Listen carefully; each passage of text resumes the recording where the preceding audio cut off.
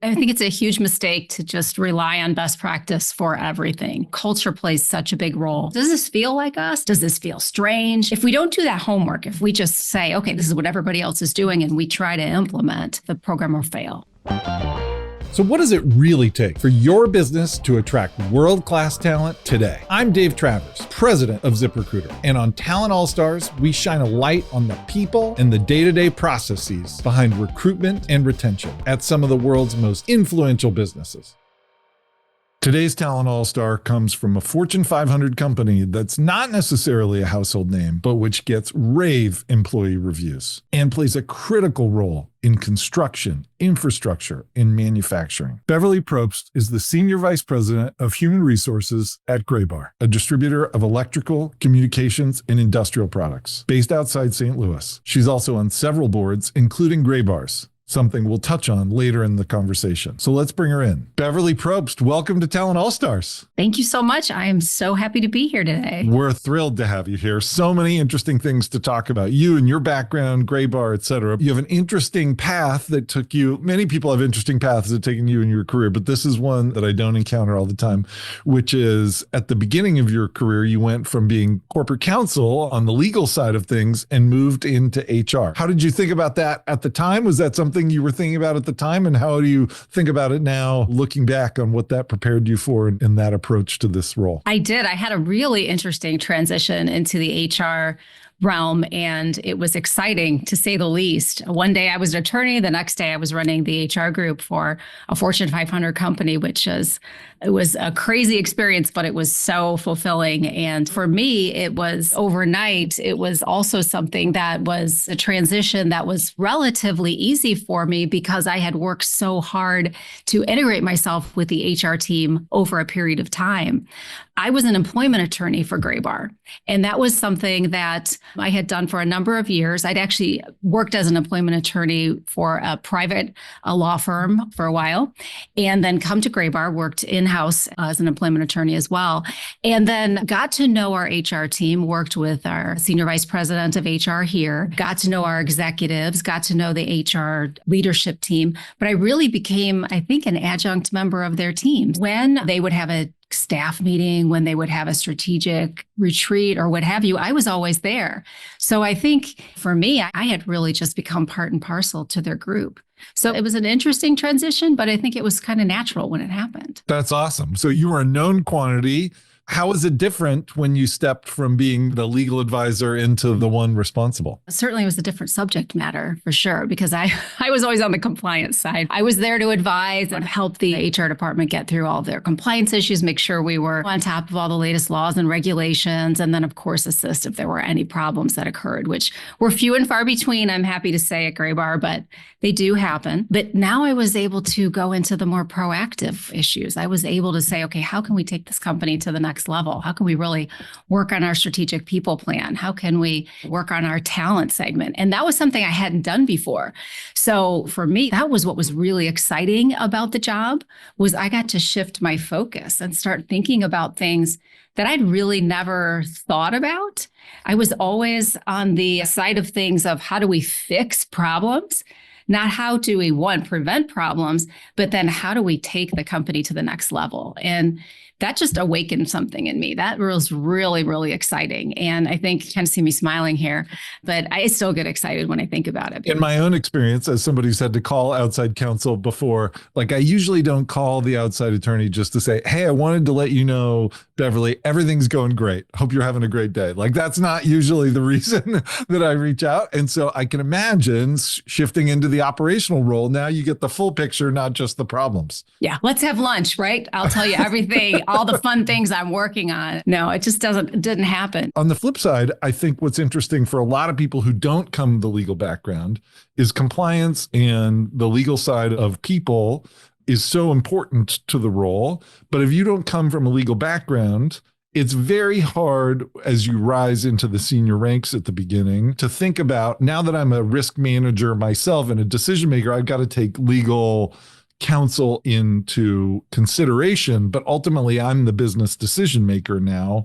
And doing that for the first time can be very intimidating for people who don't have that background. So as somebody steeped in that background, who's been on both sides of that table, and for somebody who's listening, who's dealing with that earlier on in their career, who doesn't have all that background, how do you approach that as the decision maker when there's I have in my gut what's right for our team, and I have a series of sometimes bright line rules, but sometimes shade of gray sort of guidance too. How do you think about that? That was a little bit of a new concept for me. And I think what was the most stark realization for me, and this I think for a lot of the people listening might be really obvious, but for an attorney coming into a role, it was not obvious at all. Business people don't always listen to advice. And I know that sounds crazy because I thought everybody listened to everything I told them. I thought sitting in my office, whether it was at a law firm or whether it was in my company, that I gave this great sage advice, these wise words of wisdom, right? This is what you should do, whether it's the law or just really good information about the best way to proceed in any situation. In my mind, everybody just listened to this wonderful advice and they went and installed the advice and it went forward. And the truth of the matter is, did they ever? I don't have an idea, but certainly when I got into the role of being in charge of a department like this, found out very quickly that is not what happens at all. And I had to reshift my thinking entirely and stretch some new muscles, because the importance of, one, knowing your audience, understanding really the more subtle intricacies of working in a business, understanding what's going on around you and giving advice that fits the business and gets to the end result that you need, but taking points into account other than the absolute textbook answer is so important. And I think we can all learn from that. It didn't take me long to figure it out, but it did take me a minute because I had been living in a bubble for a long time. 100%. I think a lot of people who start out not on the legal side go through that as well for the first time. When you're a manager, it's like, I told my people to do something and they don't always do it exactly the way. And then the big breakthrough for me was realizing, like, a lot of the time they don't do it the way I said to them. They were right. Like, now I'm discovering I'm really grateful that they went ahead and did it the smarter way, which is a big breakthrough. Okay. Graybar is a super fascinating company. You've obviously been there for a long time, both on the outside now, but on the inside for a long time now as well. And so it's a Fortune 500 company that a lot of people haven't heard of as much as some other Fortune 500 companies, but an incredible culture and a really unique structure. So as a people leader, how do you think about adapting processes and practices and thinking about what is best practice? How does it work at most companies versus a unique company and culture that like Graybar has? And how do you weigh those two things about, we're going to do it uniquely our own way, or there's some sort of best practice out there that we can just implement? Right. I think it's a huge mistake to just rely on best practice for everything. Best practice is a good thing to know and to look at and to evaluate. And it's always important to understand what's out there and what are the majority of other companies doing. But to say that we're going to implement every best practice, that would be a huge mistake. And so culture plays such a big role in what's going on in an organization and whether or not a best practice will fit. Are we ready for it, so to speak? If we are ready for it, then we have to say, does our culture support it? Will our leaders and managers embrace this best practice? Or is there something we need to do first? Are there other things we need to socialize first? Is there education we need to do? Does it fit with us? Does this feel like us? Does this feel strange? Are there other things that need to be discussed first? Are there other programs that would need to be introduced before this program comes into effect? If we don't do that homework, if we just say, okay, this sounds good, this is what everybody else is doing, and we try to implement, what we'll find is the program will fail. It won't be accepted. It'll be rejected. And then we'll find out we did a whole lot of work for nothing. And we just really caused a lot of commotion within the organization. I think it's doing your homework, doing your legwork, understanding what's going on. And the last thing I'll say on this is asking some people, talking to your leaders, talking to your employees, talking to people in the organization and understanding before we put in a best practice, is this even something that would be helpful? It requires a lot of confidence to make those sorts of judgments, because sometimes you're going to find yourself in a place where you talk to people and they say, we can't do that. And you have to explain to them, we have to do that for these other reasons.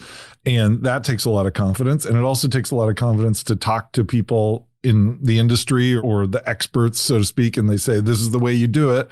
Everyone does it this way. It's a mistake not to. And for you to have the confidence to say, actually, I've thought about our culture, and we're going to do it a different way. That takes a lot of confidence to be able to make those decisions. Right. But every company's a little different. Every organization's a little different, and it's okay. And that's, I think, the way that we can differentiate. We can have our own value propositions. And that's why we can attract talent in different types of talent, different people. It's what makes us all unique as organizations. People love knowing that they're going to a place that's not a cookie cutter, that has a real sense of self. I think that's so right. Okay, one of the other things that's really interesting about Graybar is it's clear from the outside that you're an example of this, but by far not the only one. It's very clear that a lot of people have been at Graybar for a long time, and you're not alone in having a unique path. There's a lot of internal mobility where it's not just straight up through the organization. How do you think about, as a leader who's trying to develop internal mobility that isn't as far along as you, how would you advise someone on, like, what can you learn? How can you get the program started so you cultivate more of your own talent and find more internal mobility? There's a thought out in the world that you need to switch jobs every few years. And this really permeates universities, it permeates the work world. And we have been at Graybar a promote from within company for as long as we've been in existence. And we're not the only ones. There are other great promote from within companies.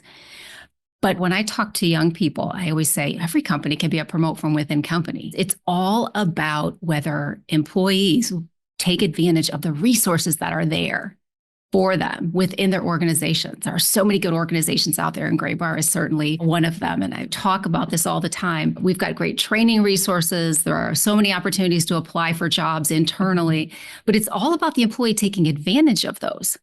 And I would bet if you go to many organizations out there, those opportunities are there as well. But are employees taking advantage of them? Are you looking to see if there are jobs posted? Are you applying for those jobs? Are you taking classes online? Are you asking your manager about opportunities to broaden your skill set? Are you volunteering for projects? Are you raising your hand when there's something new that you could learn about? And if you're not doing those things, if you're not reaching out and growing your skill set, then you won't be looked at when it's time for that next promotion and time to grow your career. And then your career stagnates and you don't have those promotional opportunities. Now at Graybar, we make a special effort to ensure that those things happen. And we have internal programs to really help map employees' careers.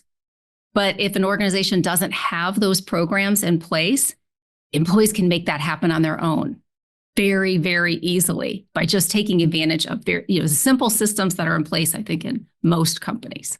So I would encourage everyone out there who's listening, you can do this yourself, even if your company doesn't have that. I love that. And I love the idea of measuring not the checklist of, do we have these systems or do we have these policies in place, but are people actually using them, which is a test for someone who says, I wish there were opportunities for me as an individual, but it's also a test for an organization that if you have a policy that no one's utilizing or a benefit that no one's utilizing, do you really have that benefit? I love that. Another interesting thing that I think is different than a lot of other people leaders is a lot of people leaders dream of getting to the point in their career where they get to do board work. And you are in the position where, as an employee-owned company and where in the structure of Graybar, you are on the board of Graybar. You literally do have a seat at the table that people dream about. What is that like? And what do you think is different about literally being at the boardroom versus what a people leader who's on the outside looking in and dreaming of what that would be like? What's the difference between the perception of what it might be and what the reality is? Serving on a board of directors is certainly a privilege, and it's an honor for me to be on Graybar's board. And I've been on the board since 2009. And I also serve on company boards for two other organizations, two private companies. And what's really interesting about serving on a board, and I would encourage HR leaders to search out those opportunities, because more and more companies are adding HR leaders to their boards of directors. So there are opportunities available, is to seek out the training that they need to do that, and also the education and, of course, the experience that they would need. But what's so interesting about the board opportunities is you get to see the organization at a different level. It's no longer looking at how the organization is operating, but looking at the governance of the organization, the strategy of the organization, and really helping to guide the organization on its path forward with a long-term view. So it's less of the day-to-day management, essentially none of the day-to-day management, but really thinking about, is this company well positioned to survive and thrive in the longer term? And to me, that's very rewarding. And it's very interesting to not only get to view a company in that sense, but also to expose myself to different industries, different practices, different executive teams, and get outside of my normal day-to-day work. I think that's super insightful. And it is very true that lots of boards are looking, boards deal with people issues all the time, and they're increasingly of the view that they should have someone who brings that expertise into the tapestry of the boardroom and all the different expertise there. If you were getting started on that journey, how would you prepare yourself? I'm now a people leader. I'm running a people team. How do I get myself thought of or prepare myself so I'm a more natural candidate for that? I would say there's a few different things to do. There are great education opportunities out there, board preparation classes. Major universities have these in their executive education platforms. And so I would highly encourage those. And what those classes do, in addition to teaching you about what it means to be on a board, they also get you highly networked within the board communities. And that's essential because most board positions you'll find are gained through networking. And you'll learn how to network, but you'll also begin to build a network through those programs. And then the second thing is to begin to network. Once you have the education, you have the background because you've attained a high-level HR position, then you begin to network. And quite frankly, it takes a bit of time to get the network going and to begin to create some momentum, but with some perseverance and some hard work, eventually you'll hopefully get into a position where you can have that networking pay off. I think that's exactly right. And the daunting thing about it for a lot of people as they get started is it's not just like, oh, who's the person I need to go have a 15-minute coffee with so that I can then be thought of as a board member. This is a much longer term, longer game that you have to play. But it is, you're exactly right, that developing those skills and being seen and visible a few times in the right places with the right skill set behind you is super helpful. Okay, so at the end of these episodes, we always finish with a lightning round, and it's super interesting for you. Usually the scenario we paint is you're in the elevator with the CEO, or you bump into the CEO making a cup of coffee or something. But in this case, you're already in the boardroom. So we get to say, when you're in that moment in the boardroom where a fellow board member or the CEO says, Beverly, how should we be measuring the effectiveness of the people team over the coming year? What's the smart answer to that? For me, it's margin per employee or sales organization. We're not bringing that in. Doesn't matter. Or it's employment expense as a percent of margin. That's it. It comes down to bottom line. How are we doing there? Yeah, I love that because those are business metrics. And if you're being asked by a business person a business question, speaking HR to them, and HR is really important, they're important HR specific metrics as well, but speaking back to them as a fellow business person and being clear that you're aligned to the, what are the big questions facing the board at the beginning of the meeting and the end of the meeting, you want to give your answer about your department, how you're contributing to that. I absolutely love that. Okay, same scenario. You're in the board meeting. And Beverly, what's the number one skill set we need to be attracting over the next few years to prepare our organization for all that's coming in the world, in our industry and technology and the skills that we'll need in the future? What's the skill we need? It's agility. We see too many people coming in with a very specific idea of what they're going to do and locking in on it. The world's changing faster and faster and faster. And there's no way you know today what you're going to be doing 10 years from now, probably 5 years from now. So I truly believe that the workforce is going to come in and we will be training, retraining, and retraining. So having that ability and willingness to change multiple times during your career and to have that flexibility and agility to do so is critical. So true. It's funny. I imagine you're in the same position where I'm the person sometimes at a Thanksgiving dinner or at a family get together that's asked for advice on what should I major in or what should I do next? And do you think I should do computer science or economics or something? And my answer to that, right along the lines of agility, is like, Honestly, it doesn't matter. What you need to do is learn how to learn. If you're the person who your boss and your boss's boss knows, if I just put Beverly on this for 2 weeks, she's going to be an expert at the end of those 2 weeks on whatever the thing is none of us saw coming. That's the person we need and want. And you're right. The world is changing fast. Okay, one more. Let's talk about talent here in particular. When we're talking about recruiting and developing people, what's the one thing, if you were assessing some talent team at another company, what's the one thing that separates a highly effective talent team from one that's just doing so? I know you said this focus on talent, but I think this goes for every single team within an HR group, is there has to be a process to focus on long-term initiatives that's separate from the day-to-day. Because this is where every team gets caught up. There is a tendency in HR to have the urgent take precedence over the important. And I see this across the board, and it's certainly no different in talent. And when that happens, we don't get progress, we don't get adoption of technology, we don't get really focus on the things that matter. We deal with just what's coming into our inbox today and who's screaming today. And that sets us all back. So there must be some way to take those important things and put them front and center every single day. You've got to find a way to carve that out. And if you don't, you won't be successful. I once asked a mentor of mine who'd run multiple different organizations of different types successfully. I was 25, I think, at the time, just saying, like, if I'm in your role someday, what's the one thing I should know?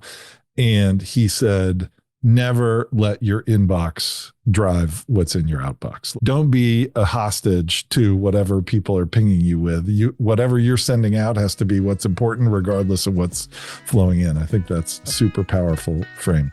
Beverly Propst, it's so clear why you're a talent all-star. Thanks so much for taking the time with us today. You're welcome. It was a pleasure.